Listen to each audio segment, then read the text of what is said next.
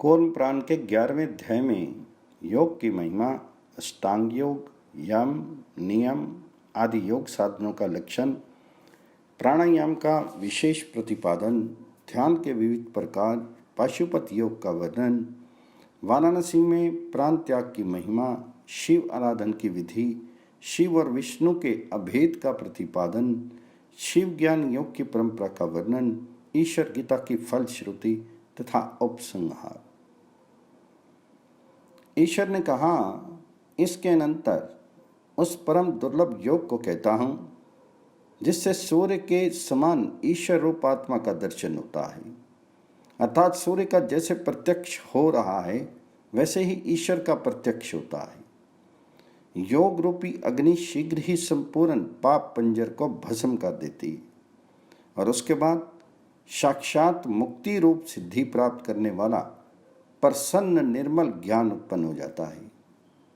योग से ज्ञान उत्पन्न होता है और ज्ञान से योग परिवर्तित होता है। योग तथा ज्ञान से संपन्न व्यक्ति पर महेश्वर प्रसन्न होते हैं।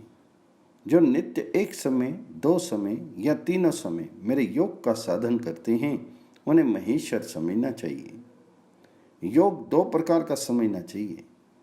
पहला अभाव योग है और दूसरा सभी योगों में उत्तमोत्तम महायोग कहलाता है, जिसमें सभी आभासों से रहित शून्य में निर्विकल्प स्वरूप का चिंतन होता है और जिसके द्वारा आत्मा का साक्षात्कार होता है वह अभाव योग कहा गया है, जिसमें नित्य अनंत स्वरूप निरंजन आत्मा का दर्शन होता है और मेरे साथ एकता होती है, वह परमेश्वर रूप महायोग कहा गया है। अन्य जिन योगियों के योगों का ग्रंथों में विस्तार हुआ है वे सभी ब्रह्म योग की 16वीं कला के भी बराबर नहीं है। जिस योग में मुक्त पुरुष विश्व को साक्षात ईश्वर के रूप में देखते हैं वह सभी योगों में श्रेष्ठ योग माना जाता है। जो सैकड़ों हजारों अन्य प्रकार के मन को संयमित करने वाले ईश्वर बहिष्कृत वेद बाह्य योगी हैं, वे मुझ अद्वितीय का दर्शन नहीं करते। मुनि श्रेष्ठों, अन्य वृत्तियों का निरोध करके मेरे में एक चित्ता ही योग है और इस योग के जो 8 साधन मैंने आप लोगों को बताए हैं वे ये हैं: प्राणायाम, ध्यान, प्रत्याहार, धारणा, समाधि, यम, नियम तथा आसन। अहिंसा, सत्य, अस्तेय अर्थात चोरी नहीं करना, ब्रह्मचर्य तथा अपरिग्रह, संक्षेप में इन्हें यम कहा गया है। ये मनुष्यों के चित्त की शुद्धि करने वाले हैं। मन, वाणी तथा कर्म से सभी प्राणियों को सर्वदा किसी भी प्रकार का क्लेश ना प्रदान करना, इसे श्रेष्ठ ऋषियों ने अहिंसा कहा है। अहिंसा से श्रेष्ठ कोई धर्म नहीं है और अहिंसा से बढ़कर कोई सुख नहीं है। वेद विहित हिंसा को अहिंसा ही कहा गया है। सत्य के द्वारा सब कुछ प्राप्त हो जाता है, सत्य में ही सब कुछ प्रतिष्ठित है। द्विजातियों के द्वारा यथार्थ कथन के आचार को सत्य कहा गया है। चोरी से अथवा बलपूर्वक दूसरे के द्रव्य का अपहरण करना स्तेय है। उसका स्तेय का आचरण ना करना अस्तेय है। यह धर्म का साधन है। मन, वाणी तथा कर्म द्वारा सभी अवस्थाओं में सर्वदा सर्वत्र स्त्री संग का त्याग करना ब्रह्मचर्य कहलाता है। आपत्ति काल में भी इच्छा पूर्वक द्रव्यों का ग्रहण न करना अपरिग्रह कहा गया है। प्रयत्न पूर्वक उस अपरिग्रह का पालन करना चाहिए। तपस्या, ध्यान, संतोष, शौच तथा ईश्वर का पूजन, संक्षेप में ये नियम बताए गए हैं। ये योग सिद्धि प्रदान करने वाले हैं। तपस्वियों ने प्राक आदि उपवासों तथा कृच्छ चंद्रायन आदि व्रतों के द्वारा शीर के शोषण को उत्तम तप कहा है। विद्वान लोगों ने वेदांत शास्त्र, शतरुद्रीय और प्रणव आदि के जप को पुरुषों के लिए सत्व की शुद्धि करने वाला सिद्धाय कहा है। सिद्धाय के 3 भेद हैं: वाचिक, उपांशु और मानस। वेदार्थ जानने वालों ने इन तीनों में उत्तरोत्तर का वैशिष्ट्य कहा है, अर्थात वाचिक स्वाध्याय से उपांशु स्वाध्याय श्रेष्ठ है और उपांशु स्वाध्याय से मानस स्वाध्याय श्रेष्ठ है। दूसरे सुनने वाले को स्पष्ट रूप से शब्द का ज्ञान उत्पन्न कराने वाला स्वाध्याय वाचिक कहलाता है, अर्थात वह स्वाध्याय वाचिक है जो दूसरों को स्पष्ट सुनाई पड़े। अब उपांशु का लक्षण बतलाया जाता है। होठों में केवल स्पंदन होने के कारण दूसरे को शब्द का बोध न कराने वाला स्वाध्याय उपांशु कहा गया है। ये वाचिक जप से 1000 गुना श्रेष्ठ है, अर्थात वही स्वाध्याय उपांशु है जिसमें होठों में मात्र स्पंदन ही शब्दों का उच्चारण न हो। स्पंदन रहित अक्षर एवं उस पद की संगति के अनुसार सभी शब्दों के चिंतन को विद्वान मानस जप कहते हैं, अर्थात मानस जप स्वाध्याय वही है जिसमें स्वाध्याय के शब्दों पर केवल मन केंद्रित हो, बाकी सर्था व्यापार शून्य हो। पुरुष को जो यत इच्छा पूर्वक मिल जाता है उसे ही पर्याप्त समझने वाली बुद्धि को ऋषि लोग नित्य सुख लक्षण वाला संतोष कहते हैं। श्रेष्ठों, बाह्य और आभ्यंतर भेद से शौच 2 प्रकार का होता है। मिट्टी और जल से होने वाला शौच बाह्य शौच और मन की शुद्धि आभ्यंतर शौच है। मन, वाणी तथा कर्म द्वारा स्तुति, स्मरण तथा पूजा करते हुए शिव में अचल भक्ति रखना, ये ईश्वर की पूजा है। नियमों के साथ यमों को बतलाया गया। अब प्राणायाम के विषय में सुनो। अपनी देह से उत्पन्न वायु को प्राण कहते हैं और उस वायु का निरोध करना आयाम है। उत्तम, मध्यम तथा अधम के भेद से ये 3 प्रकार का कहा गया है। वही सगर्भ और अगर्भ भेद से भी 2 प्रकार का है। 12 मात्रा अर्थात प्रणव का 12 बार जप करने तक के काल को मंद प्राणायाम, 24 मात्रा के प्राण निरोधक को मध्यम, 36 मात्रा तक के काल तक प्राण निरोध को उत्तम प्राणायाम कहा गया है। मंद, मध्यम तथा मुख्य अर्थात उत्तम नाम के प्राणायामों में क्रम से प्रस्वेद, पसीना, कंपन तथा उत्थान होता है। इससे तत्व प्राप्ति में क्रमशः आनंद अतिशय की अनुभूति होती है। विद्वान जप युक्त प्राणायाम को सगर्भ और जप रहित को अगर्भ कहते हैं। योगियों के प्राणायाम का यही लक्षण कहा गया है। प्राण धारण पूर्वक व्याहुति, भू, भाव, स्व, मैं, जन, तप, सत्यम, प्रणव और शीर्ष मंत्र सहित गायत्री का 3 बार जप सगर्भ प्राणायाम कहा जाता है। मन को संयत करने वाले योगियों ने सभी शास्त्रों में रेचक, पूरक और कुंभक प्राणायाम का वर्णन किया है। वायु के सतत बाहर निकालने को रेचक, उसके रोकने को पूरक और बाद की सम अवस्था को जो स्थिति है उसे कुंभक कहा गया है। श्रेष्ठ मुनियों, सज्जनों ने स्वभावतः विषयों में विचरण करने वाली इंद्रियों के निग्रह को प्रत्याहार कहा है। हृदय कमल, नाभिदेश, मूर्धा तथा पर्वत शिखर आदि स्थानों में चित्त के बंधन को धारणा कहा जाता है। किसी देश स्थान विशेष का अवलंबन करके उसमें बुद्धि की जो एक तान वृत्ति बनी रहती है और दूसरी वृत्तियों से कोई भी संबंध नहीं रहता है, उसे विद्वानों ने ध्यान कहा है। किसी देश या अन्य आलंबन से रहित चित्त की एक कारता समाधि है। इसमें ध्येय मात्र का भान होता है। ये भोग का उत्तम साधन है।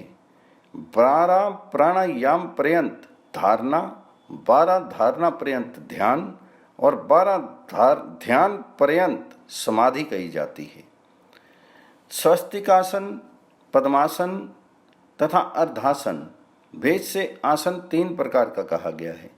सभी साधनों में ये साधन उत्तम है।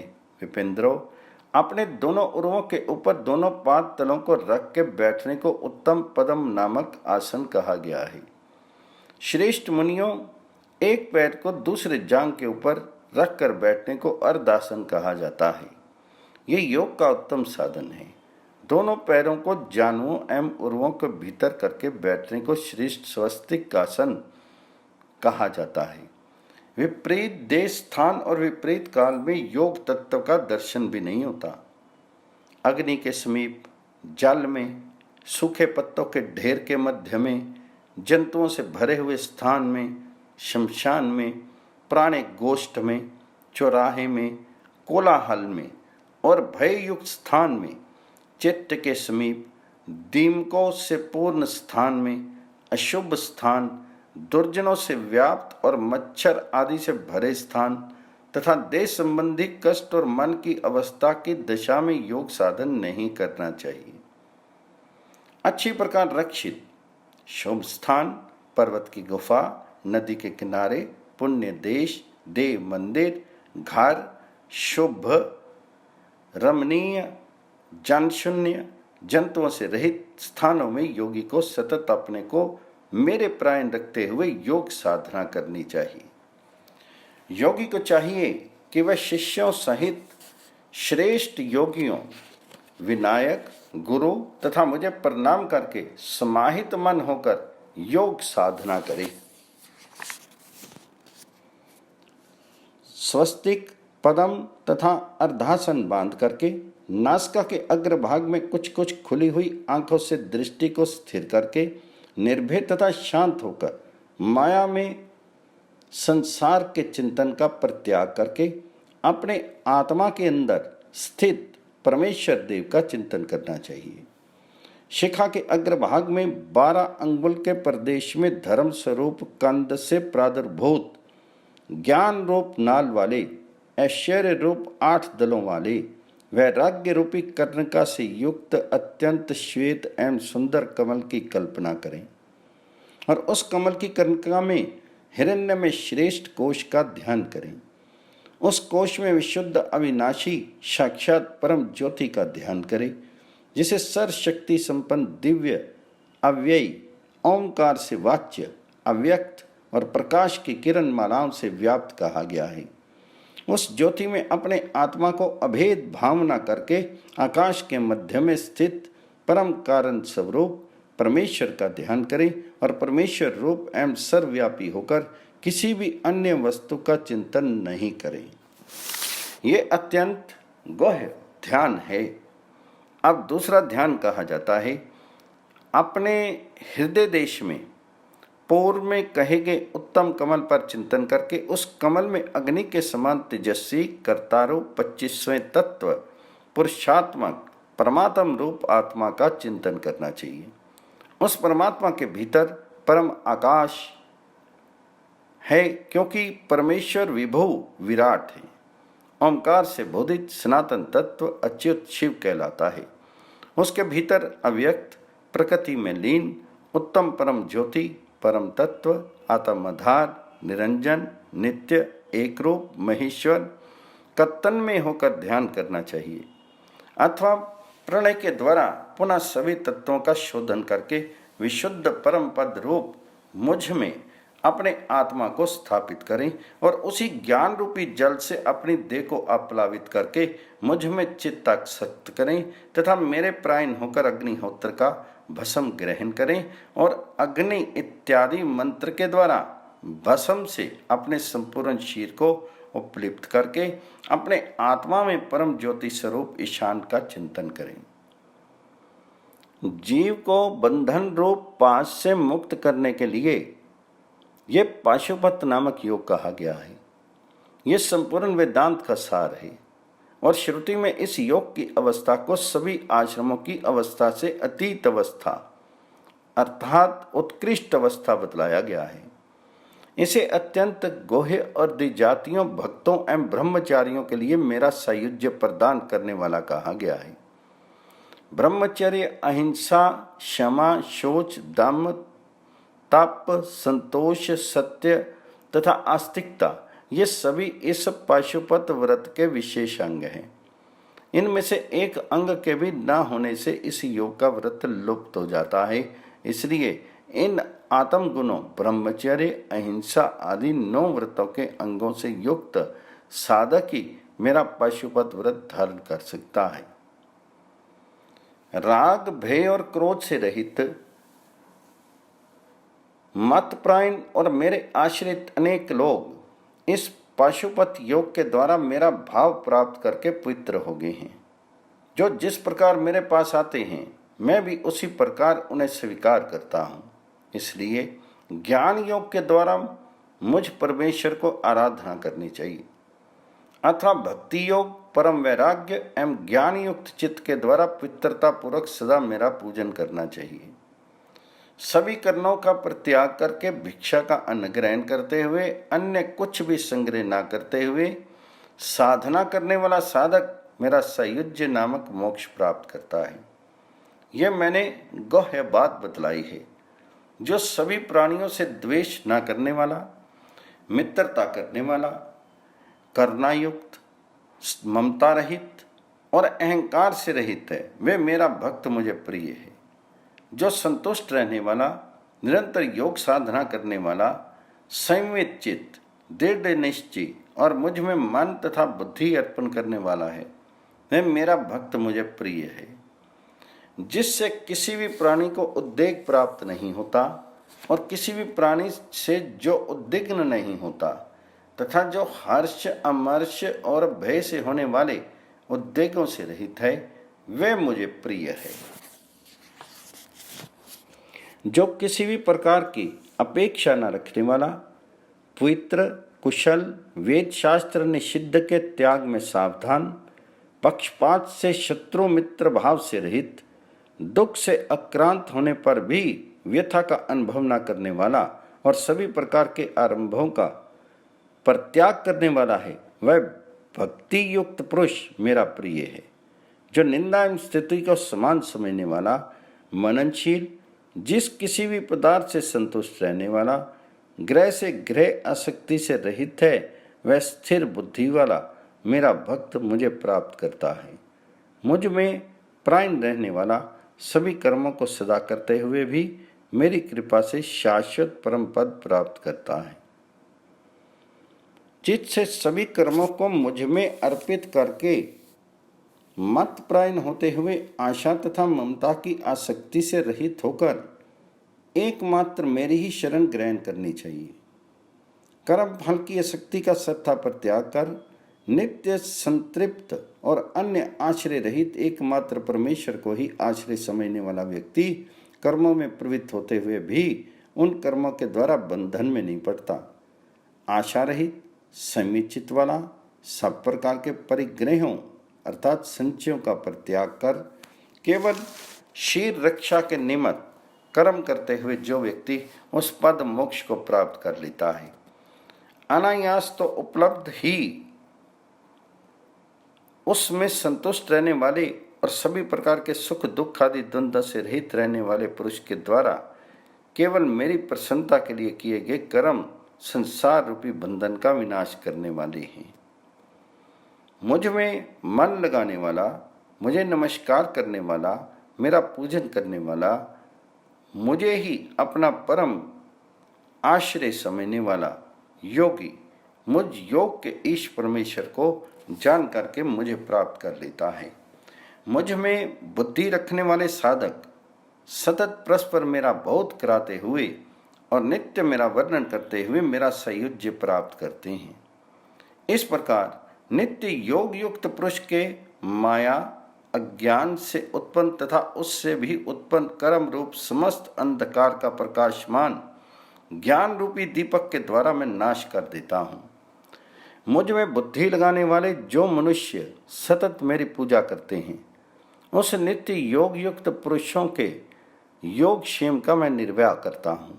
और जो दूसरे लोग अभिलक्षित विषयों के उपभोग के लिए ही भिन्न भिन्न देवताओं का पूजन करते हैं, उनका अंत विषय भोग तक ही समझना चाहिए, क्योंकि देवता के अनुसार ही फल भी होता है।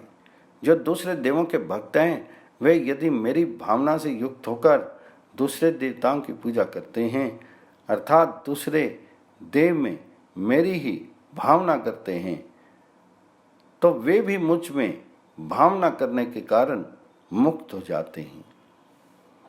अतएव समस्त अनीश्वर देवताओं का परित्याग करके जो मुझ ईश का ही आश्रय ग्रहण करता है वह परम पद को प्राप्त करता है। पुत्र, स्त्री, गृह आदि में आसक्ति का परित्याग करके और शोक रहित होकर तथा अपरिग्रही होकर विरक्त पुरुष को मृत्यु पर्यंत शिवलिंग में परमेश्वर की आराधना करनी चाहिए। जो संपूर्ण भोगों का परित्याग करके श्रद्धा लिंग का पूजन करते हैं उन्हें मैं एक जन्म में ही परम ऐश्वर्य पद मोक्ष प्रदान करता हूँ। परम अनंत स्वरूप अद्वितीय सद्रूप निरंजन ज्ञानात्मक और सर्वत्र व्याप्त शिवलिंग योगियों के हृदय प्रदेश में अवस्थित रहता है। नियम पूर्वक भक्ति करने वाले दूसरे लोग विधि पूर्वक जहाँ कहीं भी शिवलिंग की भावना करते हुए उस महेश्वर लिंग की अर्चना करते हैं। जल में, अग्नि के मध्य में, आकाश में, सूर्य में, रत्नादि में अथवा अन्यत्र कहीं भी ईश की भावना करके लिंग रूप ईश्वर की आराधना करनी चाहिए। वह यह सब कुछ लिंग में है और सब कुछ लिंग में प्रतिष्ठित है। अतएव जहाँ कहीं भी लिंग रूप में शाश्वत ईश का अर्चन करना चाहिए। क्रियाशीलों का अग्नि में, मनीषियों का जल में, आकाश और सूर्य में, अज्ञानियों का काष्ठादि में और योगियों का लिंग हृदय में स्थित रहता है। यदि ब्रह्म विज्ञान उत्पन्न न हुआ हो तो विरक्त होकर द्विज को अत्यंत प्रीति से ब्रह्म के प्रणव रूपी शीर का यव जीवन जप करते हुए रहना चाहिए अथवा एकाकी एवं संयत चित्त वाले द्विज को मरण पर्यंत शतरुद्री का जप करना चाहिए। इससे उसे परम पद प्राप्त होता है। अथवा विप्र को चाहिए कि मरण पर्यंत समाहित चित्त होकर वाराणसी में निवास करे।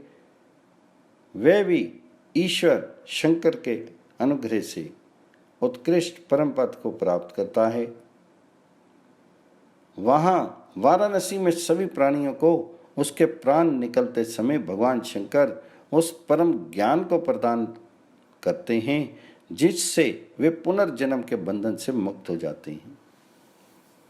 संपूर्ण वर्ण आश्रम विधि का पालन करते हुए मेरे प्राण रहने वाला अपने उसी जन्म में, जिस जन्म में वर्ण आश्रम धर्म का पालन कर रहा है, ज्ञान प्राप्त करके शिव पद को प्राप्त करता है। द्विजो, नीच अथवा पाप योनि वाले भी जो प्राणी वहां वाराणसी में निवास करते हैं वे सभी ईश्वर शंकर के अनुग्रह से संसार को पार कर जाते हैं।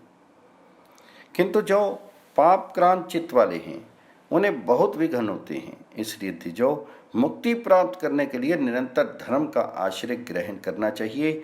ये वेदों का रहस्य है। इसे जिस किसी को नहीं देना चाहिए, धार्मिक तथा ब्रह्मचारी भक्त को ही प्रदान करना चाहिए। व्यास जी बोले, इस प्रकार उत्तम आत्मयोग का वर्णन करके भगवान शंकर ने वहीं बैठे हुए प्रसन्नचित्त नारायण से कहा, मैंने ब्रह्मादियों के कल्याणार्थ इस ज्ञान को कहा है। आप इस कल्याणकारी ज्ञान को शांतचित्त शिष्यों को प्रदान करें। अजन्मा भगवान शंकर ने ऐसा कहने के उपरांत श्रेष्ठ योगियों से कहा, द्विजोत्तमों, सभी द्विजाति भक्तों के कल्याण के लिए आप लोग भी मेरे कहने से सभी भक्त शिष्यों को मेरे ज्ञान का विधि पूर्वक उपदेश करें। जो ये नारायण हैं वह मैं ईश्वर ही हूँ, इसमें संदेह नहीं है। जो इन दोनों में कोई भेद नहीं देखता उसी को ये परम ज्ञान देना चाहिए। नारायण नाम वाली तथा शांत अक्षर संज्ञक मेरी यह परम मूर्ति सभी प्राणियों के हृदय में स्थित है। लोक में जो भेद दृष्टि वाले लोग इसके विपरीत समझते हैं वे मेरा दर्शन नहीं करते हैं और बार बार संसार में जन्म लेते हैं। जो इन अव्यक्त विष्णु अथवा मुझ देव महेश्वर को एक ही भाव से देखते हैं उनका पुनर्जन्म नहीं होता। इसलिए अनादि निधन, आदि और अंत से रहित आत्मरूप अव्यय विष्णु मुझे ही समझो और फिर वैसे ही भी पूजा ही भी करो। जो लोग इन विष्णु को दूसरा देवता मानकर मुझे दूसरा देवता समझकर देखते हैं वे घोर नरकों में जाते हैं। मैं उनमें स्थित नहीं रहता हूँ। मूर्ख हो, पंडित हो, ब्राह्मण हो, चंडाल हो, मेरे आश्रित रहने वाले प्रत्येक को मैं मुक्त कर देता हूँ, किंतु जो नारायण की निंदा करने वाला है उसे मैं मुक्त नहीं करता। इसलिए मेरे भक्त मुझ में प्रीति उत्पन्न करने के लिए इन महायोगी पुरुषोत्तम की अर्चना अवश्य करें और उन्हें अवश्य नमस्कार करें। ऐसा कहकर पिनाक धारण करने वाले भगवान शंकर वासुदेव का लिंगन करके उन सभी के देखते देखते अंतर्हित हो गए। भगवान नारद ने भी अपने परमार्थिक विग्रह का त्याग करके उत्तम तपस्वी का वेश धारण किया और सभी योगियों से कहा, आप लोगों ने परमेष्टि महेश्वर की कृपा से संसार बंधन को नष्ट करने वाला उन्हीं साक्षात महेश का निर्मल ज्ञान प्राप्त किया है।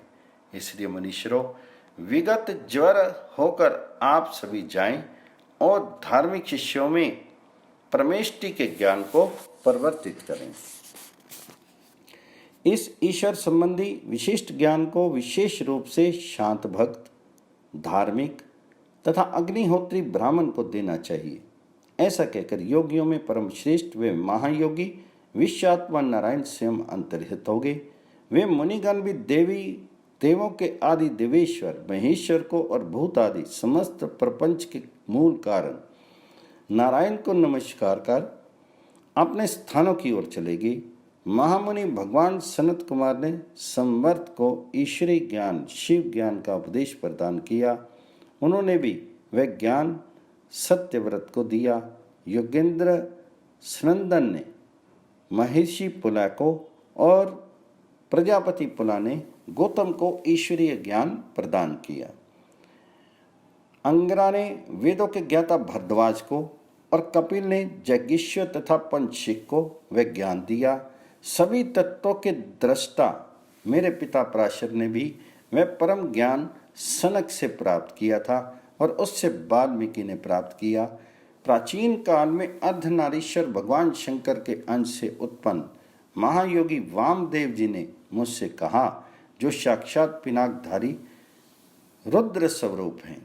देवकी के पुत्र हरि भगवान नारायण ने भी स्वयं साक्षात अर्जुन को ये उत्तम ज्ञान प्रदान किया। जब मैंने वामदेव रुद्र से इस श्रेष्ठ ज्ञान को प्राप्त किया, तभी से मेरी गिरीश में विशेष भक्ति होगी। मेरे शरणागतों के रक्षक, शरण प्राणी मात्र के आश्रय, भूतों के ईश, गिरीश, स्थानु, देवादिदेव, त्रिशूली रुद्र की विशेष रूप से शरण ग्रहण की है।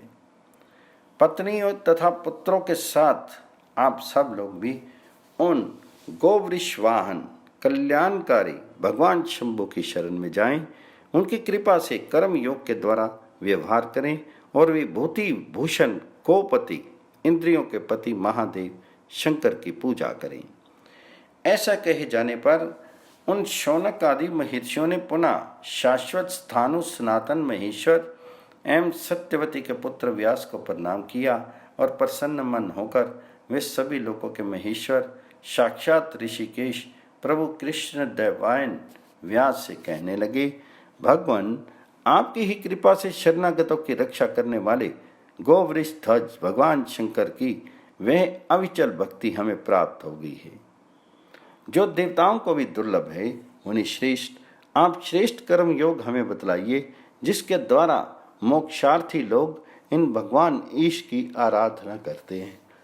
आप वेद व्यास की सन्निधि में ही श्री सूत जी भगवान महेश्वर के वचनों को सुनने, जो वचन समस्त लोगों के रक्षक हैं और जिनमें समस्त धर्मों का संग्रह हुआ है, अतः इसका वर्णन करें। इसके अतिरिक्त आप वह भी बताइए जो पूर्व काल में अमृत मंथन के समय इंद्र के द्वारा तथा मुनियों के द्वारा पूछे जाने पर कूर्म रूपी देवादिदेव श्री विष्णु ने कहा था, आप उसी कर्म योग का वर्णन करें। इस प्रकार मुनियों ने जो कहा उसे सुनकर सत्यवती के पुत्र कृष्ण व्यास जी ने समाहित होकर मुनियों को सनातन कर्म योग बतलाया। श्री सनत कुमार आदि प्रमुख मुनियों एवं भगवान कृतिवासा शंकर के मध्य संपन्न इस संवाद को जो नित्य पढ़ता है वह सभी पापों से मुक्त हो जाता है। अथवा जो ब्रह्मचर्य परायण विशुद्ध द्विजों को इस संवाद को सुनाता है या जो इस संवाद के अर्थ का अनुसंधान करता है वह परम गति को प्राप्त करता है। जो दृढ़व्रती भक्ति संपन्न होकर इस संवाद को नित्य सुनता है वह सभी पापों से मुक्त होते हुए ब्रह्मलोक में प्रतिष्ठा प्राप्त करता है। इसलिए विद्वानों को सभी प्रयत्नों के द्वारा नित्य इसका पठन श्रवण एवं विशेष रूप से ब्राह्मणों को इसका सदा मनन करना चाहिए। इस प्रकार श्री कूर्म पुराण संहिता के ऊपरी भाग में ईश्वर गीता 11वां अध्याय समाप्त हुआ। ईश्वर गीता समाप्त। कूर्म पुराण के ऊपरी विभाग के 12वें अध्याय में ब्रह्मचारी का धर्म, यज्ञोपवीत आदि के संबंध में विविध विवरण, अभिवादन की विधि, माता पिता एवं गुरु की महिमा, ब्रह्मचारी के सदाचार का वर्णन। व्यास जी बोले, ऋषियों, आप लोग ब्राह्मणों को आत्यांतिक अर्थात शाश्वत फल प्रदान करने वाले अभी कहे जा रहे सनातन कर्म योग को सुने।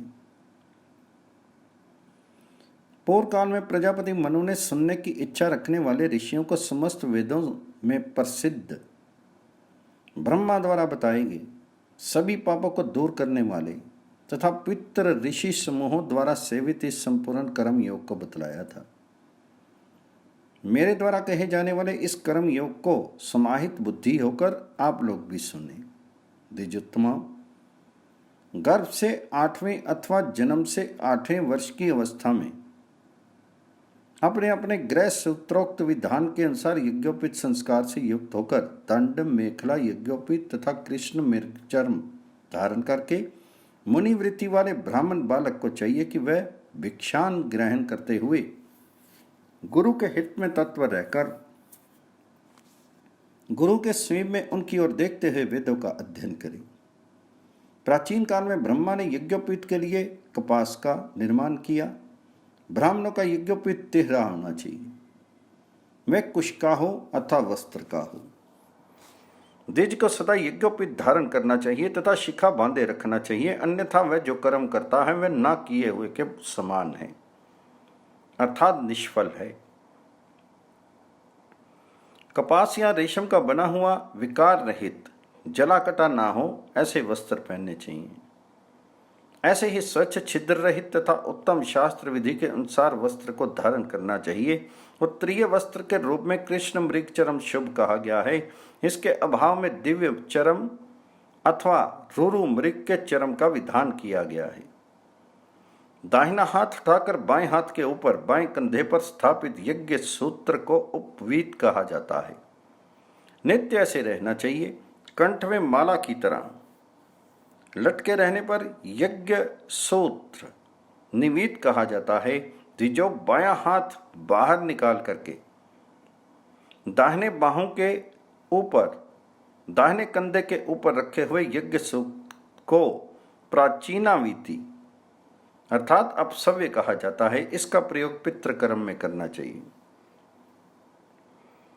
यज्ञशाला, गौशाला, होम, जप, सिद्धाएं, भोजन, ब्राह्मणों की सन्निधि, गुरुओं की उपासना, दोनों संध्याओं और साधुओं के समागम अर्थात सत्संग के समय नित्य उपवीति रखना चाहिए।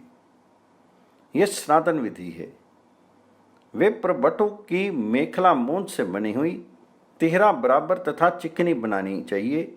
मूंज के अभाव में कुश की 1 या 3 ग्रंथियों से युक्त मेखला बनानी चाहिए। द्विज को केश अंत पर्यंत बिल्व अथवा पलाश का चाहे किसी यज्ञी वृक्ष का सुंदर चिकना तथा छिद्र आदि से रहित दंड धारण करना चाहिए। द्विज को सायं तथा प्रातः समाहित होकर संध्या करनी चाहिए। काम, क्रोध, भय अथवा मोह से संध्या का त्याग करने से वह द्विज पतित हो जाता है। तदनंतर प्रसन्न मन से सायं और प्रातः हवन करना चाहिए। स्नान के उपरांत देवताओं, ऋषियों तथा पितरों का तर्पण करना चाहिए। पत्र, पुष्प अथवा जल से देवताओं का पूजन करना चाहिए। आयु तथा आरोग्य की प्राप्ति के लिए आलस्य आदि से श्रद्धा मुक्त होकर ये मैं अमुक नाम वाला आपको प्रणाम करता हूँ, इस प्रकार धर्मपूर्वक वृद्ध जनों का नित्य अभिवादन करना चाहिए। अभिवादन किए जाने पर विप्र को आयुष्मान भव सौम्य अर्थात सौम्य तुम दीर्घायु हो, इस प्रकार अभिवादन का उत्तर देना चाहिए। इसके नाम के अंतिम स्वर अथवा नाम के अंतिम अक्षर के व्यंजन होने पर उसके ठीक पूर्व के स्वर को प्लुत धीरतर स्वर में बोलना चाहिए। जो द्विज अभिवादन करने पर अभिवादन का उत्तर नहीं करता, उसका अभिवादन विद्वान को नहीं करना चाहिए, क्योंकि वह शूद्र के समान ही है। अभिवादन के समय गुरु के चरणों का स्पर्श व्यत्यय पानी होकर करना चाहिए, अर्थात बाएं हाथ से बाएं पैर को और दाएं हाथ से दाहिने पैर को स्पर्श करना चाहिए। जिसे लौकिक वैदिक अथवा आध्यात्मिक ज्ञान प्राप्त किया हो, उस गुरु का सर्वप्रथम अभिवादन करना चाहिए। देव पूजन, देव पितृ आदि कर्मों में भिक्षा में प्राप्त जल, पुष्प तथा समिधा अथवा इसी प्रकार के अन्य पदार्थों का ग्रहण प्रयोग नहीं करना चाहिए। मिलने पर ब्राह्मण से उसका कुशल पूछना चाहिए। इसी प्रकार क्षत्रिय से अनामय, रोग राहित्य, वैश्य से क्षेम और शूद्र से आरोग्य पूछना चाहिए।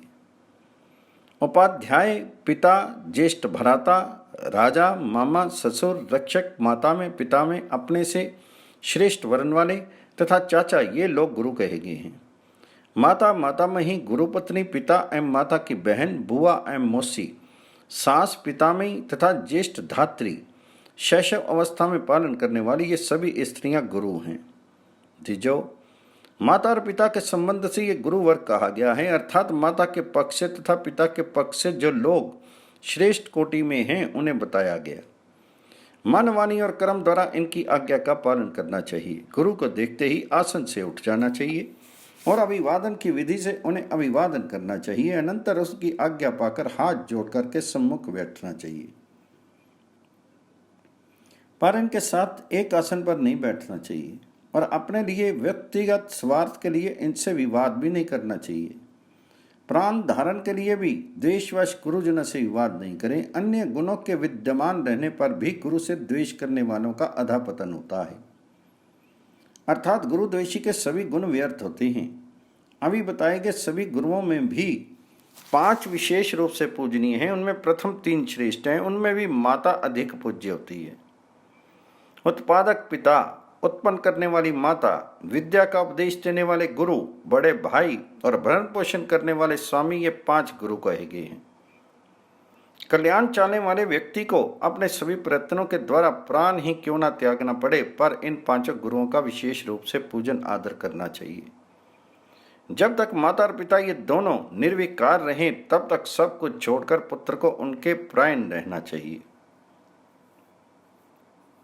यदि पुत्र के गुणों, सत्कर्म, निष्ठा, सेवा भाव आदि के कारण पिता माता पुत्र पर प्रसन्न रहते हैं, तो वह पुत्र अपने इस सत्कर्म, निष्ठा आदि कर्म गुणों से संपूर्ण धर्म को प्राप्त कर लेता है, अर्थात यज्ञ, दान आदि बड़े बड़े कर्मों से होने वाले सभी पुण्य माता पिता की प्रसन्नता के कारण पुत्र को प्राप्त होते हैं।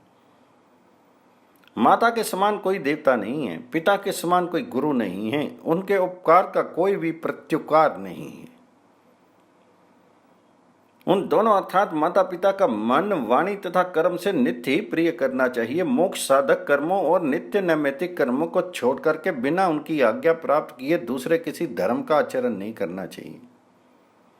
उनकी सेवा को धर्म का सार और मृत्यु के अनंतर मोक्ष फल देने वाला बताया गया है। उपदेष्टा गुरु की अच्छी प्रकार आराधना करने के अनंतर उनकी आज्ञा से ब्रह्मचर्य आश्रम का परित्याग करके गृहस्थ आश्रम स्वीकार करने वाला स्नातक शिष्य विद्या के फल का उपभोग करता है और मृत्यु के उपरांत स्वर्गलोक प्राप्त करता है, अर्थात अभ्युदय, अलौकिक उन्नति तथा निश्रेयस पारलौकिक उन्नति दोनों यथावत प्राप्त करता है। जो पितृतुल्य बड़े भाई को मूर्ख समझता है, मरने पर वह उन दोष के कारण घोर नरक में प्राप्त करता है। अच्छे मार्ग में स्थित, सत कर्तव्य परायण पुरुष के लिए भरण पोषण करने वाला भर्ता स्वामी सदा पूज्य आदर विशेष के योग्य होता है। उपकार करने के कारण दाता इस लोक में अत्यधिक गौरव प्राप्त करता है। जो लोग भर्ता से प्राप्त जीविका के बदले अपने प्राणों तक का परित्याग कर देते हैं उन्हें अक्षय लोक प्राप्त होते हैं, ऐसा भगवान मनु ने कहा है। अपने से अल्प अवस्था वाले मामा, चाचा, ससुर तथा ऋतिक के प्रति प्रत्युत्थान पूर्वक आसन से उठकर मैं अमुक नाम वाला हूं, केवल ऐसा ही कहकर अपना सम्मान भाव व्यक्त करना चाहिए। इन्हें अभिवादन विधि से अभिवादन नहीं करना चाहिए। जो अपने से छोटा भी यज्ञ आदि में दीक्षित पुरुष हो तो उसका नाम लेकर नहीं पुकारना चाहिए। धर्मज्ञ पुरुष को भी भो भवत अर्थात आप शब्द का प्रयोग कर इसके दीक्षित के साथ संभाषण करना चाहिए। ऐश्वर्य की अभिलाषा करने वाले क्षत्रिय आदिकों के लिए ब्राह्मण सदा ही आदरपूर्वक अभिवादन करने योग्य, पूजन करने योग्य तथा सिर से वंदन करने योग्य हैं। विप्र को कभी भी क्षत्रिय आदि का अभिवादन नहीं करना चाहिए, भले ही वे ज्ञान, कर्म एवं गुणों की दृष्टि से उत्कृष्ट हो। ब्राह्मण को सभी वर्णों के प्रति स्वस्ति अर्थात कल्याण हो ऐसा कहना चाहिए। ये विधान है। समान वर्णों में कनिष्ठ व्यक्ति को ज्येष्ठ व्यक्तियों का अभिवादन करना चाहिए। द्विजातियों के गुरु अग्नि और सभी वर्णों के गुरु ब्राह्मण हैं। स्त्रियों के एकमात्र गुरु उनके पति हैं और अतिथि सबका गुरु है। विद्या, कर्म, अवस्था, बंधु तथा पांचवा धन, ये सम्मान प्राप्त करने के लिए 5 स्थान कहे गए हैं। इसमें बात की अपेक्षा पूर्व की गुरुत्व है। ब्राह्मण आदि 3 वर्णों के जिस व्यक्ति में ये 5 गुण मान्यता के स्थान अधिक हों तथा प्रबल हों वह अपेक्षाकृत माननीय होता है अर्थात श्रेष्ठतम होता है।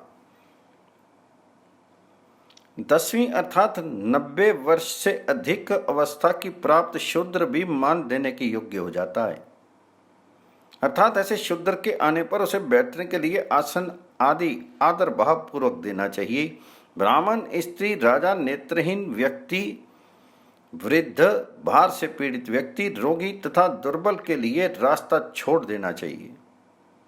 अर्थात एक ही रास्ते पर आमने सामने होने पर स्वयं हटकर इन्हें रास्ता दे देना चाहिए। इनके निकल जाने पर सर जाना चाहिए। ब्रह्मचारी को प्रयत्न पूर्वक प्रतिदिन शिष्टों के घरों से भिक्षा प्राप्त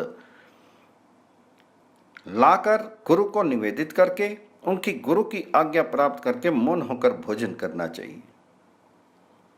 उपनयन संस्कार होने पर ब्रह्मचारी ब्राह्मण को पूर्व में भवत शब्द का प्रयोग करके भवती भिक्षाम देहि ऐसा कहकर भिक्षा मांगनी चाहिए। क्षत्रिय को बीच में भिक्षा भवती देहि ऐसा कहकर तथा वैश्य को अंत में भवत शब्द कहकर भिक्षाम देहि भवती ऐसा कहकर भिक्षा मांगनी चाहिए। अपनी माता, बहन तथा मौसी से अथवा जो इस ब्रह्मचारी की अवमानना न करे उससे पहली उपनयन संस्कार को अंगभूत प्रथम भिक्षा मांगनी चाहिए। अपनी जाति के घरों से अथवा अपने से उच्च वर्ण वाले सभी लोगों के घर से भिक्षा ग्रहण करनी चाहिए, किंतु पतित आदि व्यक्तियों के घर से भिक्षा का ग्रहण करना वर्जित है। ब्रह्मचारी को चाहिए कि वे प्रतिदिन प्रयत्नपूर्वक ऐसे लोगों के घरों से भिक्षा का ग्रहण करे जिसके घरों में वेद एवं यज्ञ आदि का लोप नहीं हुआ हो और जो वेद शास्त्र के अनुसार अपने कर्मों के पालन के कारण प्रशस्त हों। गुरु के कुल, सपिंड तथा अपने बंधु के कुल अर्थात अपने कुल और बांधुओं, मातुल आदि के घर से भिक्षा नहीं मांगनी चाहिए। दूसरों का घर न मिलने पर पहले का त्याग करना चाहिए अर्थात पहले बंधु बांधवों को, मातुल आदि के घर यदि वहां भिक्षा न मिले अपने कुल में और फिर वहां भी ना मिले तो अंत में गुरु के कुल में भिक्षा मांगनी चाहिए। पहले के कहे हुए घरों से भी ना मिलने पर प्रयत्नपूर्वक वाणी को नियंत्रित करके दिशाओं में ना देखते हुए संपूर्ण ग्राम में भिक्षा हेतु विचरण करना चाहिए, पर पातकी एवं हीन जाति वालों के घर की भिक्षा ना ले। अपनी आवश्यकता के अनुसार बिना किसी छल कपट के उस भिक्षा को एकत्रित करके प्रयत्न पूर्वक नित्य मौन होकर एकाग्रता पूर्वक भोजन करना चाहिए। ब्रह्मचारी नित्य भिक्षा से जीविका का निर्वाह करे। ब्रह्मचारी को नित्य एक अन्न नहीं ग्रहण करना चाहिए। ब्रह्मचारी की भिक्षान से की गई वृत्ति उपवास के समान ही कही गई है। नित्य अन्न प्राप्त भिक्षान का पूजन प्राण धारक रूप में विष्णु स्वरूप समझकर ध्यान करें और निंदा न करते हुए उसे ग्रहण करें। भोजन को देखकर हर्षित और प्रसन्न होना चाहिए तथा श्रद्धा उसकी अन्न की प्रशंसा करनी चाहिए। अत्याधिक भोजन करना आरोग्य, आयुष्य, स्वर्ग और पुण्य का नाश करने वाला तथा लोक में अधिक भोजी के रूप में निंदा कराने वाला है। इसलिए अति भोजन का परित्याग करना चाहिए। नित्य पूर्व की ओर मुख करके अथवा सूर्य की ओर मुख करके भोजन करें। उत्तर की ओर मुख करके भोजन नहीं करें। यह सनातन विधि है। दोनों हाथ एवं पांव धोकर भोजन के आरंभ में 2 आचमन करें। पवित्र स्थान पर बैठकर भोजन करने के अनंतर पुनः 2-4 आचमन करने चाहिए। इस प्रकार श्री कूर्म पुराण संहिता के ऊपरी विभाग में 12वां अध्याय समाप्त हुआ। 13वें अध्याय में ब्रह्मचारी के नित्य कर्म की विधि, आचमन का विधान, हाथ में स्थित तीर्थ उच्छिष्ट होने पर शुद्धि की प्रक्रिया, मूत्र पुरीश उत्सर्ग के नियम। व्यास जी बोले, भोजन करके जल इत्यादि पीकर शयन कर उठने के बाद स्नान करके तथा मार्ग में गमन के समय रोम रहित दोनों होष्टों का स्पर्श करके, वस्त्र धारण करके, मलमूत्र का त्याग करके, अनुपयुक्त भाषण करने पर, थूकने के बाद, अध्ययन आरंभ में, खांसी या श्वास आने पर, चौराहे अथवा शमशान को पार करने पर, इसी प्रकार दोनों संध्या में श्रेष्ठ चीज को चाहिए कि वे आचमन किए रहने पर भी पुनः आचमन करें। चंडाल और म्लेच्छ से बात करने पर, स्त्री, शूद्र और झूठे मुख वाले से भाषण करने पर, झूठे मुंह वाले पुरुष का तथा इसी प्रकार उच्छिष्ट भोजन का स्पर्श होने पर, आंसू तथा रक्त के गिरने पर, भोजन के समय दोनों संध्या में स्नान करके और जल आदि के पीने पर तथा मलमूत्र के उत्सर्ग पर आचमन किए जाने होने पर भी आचमन करें। सोने से जगने के बाद एक बार और अन्य समय में अनेक बार आचमन करना चाहिए। अग्नि का, गौ का स्पर्श होने पर, किसी परिश्रम करने वाले का, स्त्री का तथा अथवा स्पर्श होने पर, अपने जिस अंग का स्पर्श आवश्यक या अनिवार्य ना हो उसका कामता यदि स्पर्श किया जाए, नीवी कटी कमर का वस्त्र पहनकर, अपने केशों तथा बिना धोए वस्त्र का स्पर्श करने पर, जल, हरे तृण या भूमि का स्पर्श करना चाहिए। धर्म की दृष्टि से शुद्धि की अभिलाषा वाले को चाहिए कि वह सदा पूर्व या उत्तर की ओर मुख करके बैठ करके शीतल, फैन रहित तथा दोष वर्जित जल से आचमन करे। सिर या कान को ढकने और शिखा तथा कच्छ पिछोटा खुलने पर, बिना पैर धोए आचमन करने पर भी अशुद्ध रहता है। अर्थात इस स्थिति में पहले पांवों को धोना चाहिए, अनंतर हाथों को धोकर आचमन करना चाहिए। बुद्धिमान व्यक्ति को जूता पहने हुए जल में स्थित होने पर सिर पर पगड़ी इत्यादि धारण कर आचमन नहीं करना चाहिए। इसी प्रकार न वर्षा के जल से, न खड़े होकर, न उठाए हुए जल से, न एक हाथ से अर्पित जल से अर्थात किसी अन्य के द्वारा अंजलि से नहीं, केवल एक हाथ से दिए गए जल से, बिना यज्ञोपवीत के, न पादका आसन पर बैठे हुए पांव में धारण किए जाने वाली पादका को आसन बनाकर उसी पर बैठकर अथवा न जानवों के बाहर हाथ निकाले हुए आचमन करना चाहिए। बोलते हुए, हंसते हुए, देखते हुए, किसी अन्य की ओर देखते हुए, सोते हुए और झुककर आचमन नहीं करना चाहिए। बिना देखे हुए अथवा फैन आदि वाले जल से आचमन नहीं करना चाहिए। शूद्र अथवा अपवित्र व्यक्ति के हाथों से दिए हुए एवं खारे जल से और उंगलियों से शब्द करते हुए तथा अनन्यमस होकर आचमन नहीं करना चाहिए। जिस जल का अथवा स्वाभाविक वर्ण या रस विकृत हो गया है उससे आचमन नहीं करना चाहिए। ऐसे ही अत्यल्प जल से आचमन नहीं करना चाहिए। इसके अतिरिक्त किसी पात्र में रखे हुए उस जल से भी आचमन नहीं करना चाहिए जो पूरा हाथ डालकर शुभित कर दिया गया हो। यदि कच्छ पिछोटा धोती से बाहर निकल जाए तो उस स्थिति में आचमन नहीं करना चाहिए। कच्छ को धोती के भीतर करने के अनंतर ही आचमन करने का विधान है। आचमन में ब्राह्मण हृदय तक पहुंचने वाले, क्षत्रिय कंठ तक पहुंचने वाले जल से और वैश्य मुख के भीतर प्रविष्ट कंठ तक न पहुंचे जल से शुद्ध होते हैं। स्त्री शुद्ध तो केवल जिहा होठ के अंत तक जल के स्पर्श मात्र से शुद्ध हो जाते हैं। अंगूठे के मूल की रेखा में ब्रह्मतीर्थ, तर्जनी और अंगूठे के मध्य भाग में उत्तम पितृतीर्थ, कनिष्का के मूल भाग में प्रजापत्य तीर्थ कहलाता है। उंगलियों के अग्रभाग में देवतीर्थ और यही आर्ष तीर्थ भी कहा जाता है, अथवा उंगलियों के मूल भाग को देव या आर्ष तीर्थ, मध्य भाग को आग्नेय तीर्थ कहा गया है। इसी आग्नेय तीर्थ को सोमक तीर्थ कहा गया है। इसे जानकर मोह नहीं प्राप्त होता, अर्थात यथाविधि इसके अनुसार अनुष्ठान करने पर अंतःकरण शुद्ध होने से ज्ञान नष्ट हो जाता है। द्विज को चाहिए कि वह ब्राह्म तीर्थ से ही नित्य आचमन करे, अथवा काय तीर्थ, प्रजापत्य तीर्थ या देवी तीर्थ से करे। पितृतीर्थ से कभी भी आचमन नहीं करे। ब्राह्मण संयत होकर पहले 3 बार जल का आचमन करे, अनंतर मुंडे हुए अंगूठे के मूल से मुख का स्पर्श करे, यही सम्मार्जन है। तदनंतर अंगूठे और अनामिका से दोनों नेत्रों का स्पर्श करे और तर्जनी तथा अंगूठे के योग से दोनों नासापुटों नाक का स्पर्श करे। कनिष्का और अंगूठे के योग से दोनों कानों का स्पर्श करे।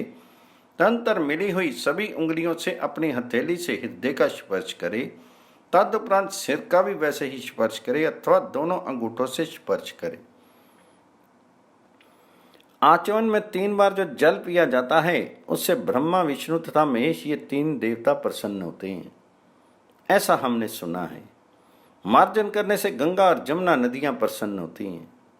नेत्रों के स्पर्श से सूर्य तथा चंद्रमा प्रसन्न होते हैं। दोनों नासापुटों का स्पर्श करने से नासत्य और दस्तर दोनों अश्विनी कुमार प्रसन्न होते हैं। इसी प्रकार दोनों कानों का स्पर्श करने से अग्नि तथा वायुदेव प्रसन्न होते हैं। हृदय के स्पर्श होने पर सभी देवता प्रसन्न होते हैं। सिर का स्पर्श करने से वे अद्वितीय पुरुष विष्णु प्रसन्न होते हैं। आचमन आदि के समय अंग पर गिरे हुए जल कणों के शीर उच्छिष्ट नहीं होता। दांतों के भीतर स्थित पदार्थ दांतों के समान ही होता है, परंतु जिहा के स्पर्श होने पर व्यक्ति अपवित्र हो जाता है। आचमन करने के समय या दूसरों को आचमन कराते समय पैरों पर गिरे हुए जल को भूमि पर गिरे हुए के समान समझना चाहिए, उससे मनुष्य अपवित्र नहीं होता। मनु ने मधु पर यथाविधि मिश्रित दधि, मधु, घी, सोम, तांबूल, भक्षण, फल, मूल तथा ईख का दंड ग्रहण करने में कोई दोष नहीं कहा है। इन्हें कोई भी दे ग्रहण किया जा सकता है। हम चल रहे हैं तथा हमारे हाथ में ऐसी वस्तु है जो उच्छिष्ट स्पर्श से दूषित हो सकती है, तो हमें अन्न जल ग्रहण करते समय उस वस्तु को भूमि पर यथास्थान रख देना चाहिए तथा अन्न जल ग्रहण करने के अनंतर आचमन करने के बाद भूमि पर रखी हुई वस्तु का प्रोक्षण करना चाहिए। अनंतर उस वस्तु को लेकर चलना चाहिए। तेजस पदार्थ घी लिए हुए यदि ब्राह्मण द्विज खाने पीने के कारण उच्छिष्ट हो जाए तो उस तेजस द्रव्य घी को भूमि पर रखकर आचमन करें। पुनः उस द्रव्य घी का प्रोक्षण करें। यदि कोई द्रव्य सहित अमत्र पात्र लिए हुए मनुष्य उच्छिष्ट हो जाए तो उस द्रव्य पात्र को भूमि पर रखे बिना आचमन कर लेने पर शुद्ध हो जाता है। पात्र अपवित्र नहीं होता, परंतु वस्त्र आदि के संबंध में विकल्प है। उसका स्पर्श होने पर आचमन करना चाहिए। उच्छिष्ट दिशा में वस्त्र का स्पर्श होने पर आचमन एवं वस्त्र का प्रोक्षण करना चाहिए। जंगल में, जलहीन स्थान में, रात्रि में और चोर तथा व्याघ्र आदि से अक्रांत मार्ग में मलमूत्र करने पर भी व्यक्ति आचमन प्रोक्षण आदि शुद्धि के अभाव में भी दूषित नहीं होता। साथ ही उसके हाथ में रखा हुआ द्रव्य भी अशुचि नहीं होता। पर शुद्धि का अवसर मिल जाने पर यथाशास्त्र शुद्धि आवश्यक है। दाहिने कान पर यज्ञोपवीत चढ़ाकर दिन में उत्तर की ओर मुख करके तथा रात्रि में दक्षिण अभिमुख होकर मलमूत्र का त्याग करना चाहिए। पृथ्वी को लकड़ी, पत्ते, ढेलों तथा घास से ढककर तथा सिर को वस्त्र से आवृत करके मलमूत्र का त्याग करना चाहिए। छाया में कूप में या उसके अति समीप नदी में, गौशाला में, गांव के समीप का वृक्ष समूह, चैत्य, ग्राम्य देवता का स्थान, टीला, ढी आदि पर जल मार्ग, भस्म, अग्नि तथा शमशान में मलमूत्र नहीं करना चाहिए। गोबर में जती हुई भूमि में, महान वृक्ष के नीचे, हरी घास से युक्त मैदान में और पर्वत की चोटी पर तथा खड़े होकर तथा नग्न होकर मलमूत्र का त्याग नहीं करना चाहिए। न जीर्ण देव मंदिर में, न दीमक की बामी में, न जीवों से युक्त गड्ढे में, न चलते हुए मलमूत्र का त्याग करना चाहिए। धान इत्यादि की भूसी जलते हुए अंगार, कपाल, राजमार्ग, खेत, गड्ढे, तीर, चौराहे, उद्यान, जल के समीप, ऊसर भूमि और अत्यधिक अपवित्र स्थान में मलमूत्र का त्याग नहीं करें। जूता या खड़ाऊ पहने, छाता लिए, अंतरिक्ष में, भूमि आकाश के मध्य में, स्त्री, गुरु, ब्राह्मण, गौ के सामने, देव विग्रह तथा देव मंदिर और जल के समीप में भी कभी भी मलमूत्र का विसर्जन नहीं करें। नक्षत्रों को देखते हुए संध्या काल का समय आने पर सूर्य, अग्नि तथा चंद्रमा की ओर मुख करके मलमूत्र का त्याग नहीं करना चाहिए। आलस्य छोड़कर नदी या तालाब के किनारे से मिट्टी लेकर उसके द्वारा तथा शुद्ध कूप आदि से निकाले हुए जल के द्वारा मलमूत्र, लेप और गंध जब तक दूर ना हो तब तक शुद्धि करनी चाहिए। विप्र द्विज को चाहिए कि वह शौच के लिए धूल की ढेर एवं कीचड़ युक्त स्थान, रास्ते, ऊसर भूमि, दूसरे के शौच करने से बची हुई मंदिर, कुएं, ग्राम और जल के अंदर से मिट्टी ग्रहण नहीं करे। शौच के अनंतर पहले बताए गए विधान के अनुसार नित्य आचमन करे। इस प्रकार श्री कूर्म पुराण संहिता के ऊपरी विभाग में 12वां 13वां अध्याय समाप्त हुआ।